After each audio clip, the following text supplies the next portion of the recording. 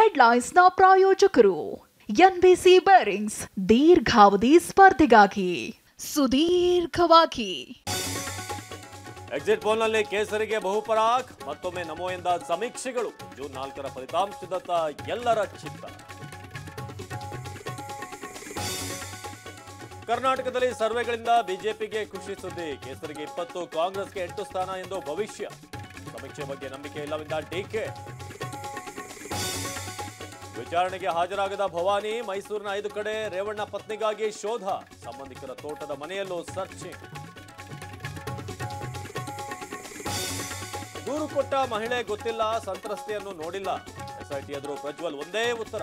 Mobile ಗುಟ್ಟಿನ ಬಗ್ಗೆ ಪಿಎಗಳತ್ತ ಬೊಟ್ಟು. ಮೈಸೂರಿನಲ್ಲಿ ನಿಲ್ಲದ ಮಳೆ ಆರ್ಭಟ. ಕೆರೆಯಂತಾದ ಅಡಕೆ ತೋಟ ಬೆಳೆ ನೀರು ಪಾಲು. ಅನ್ನದಾತ ಕಂಗಾಲು.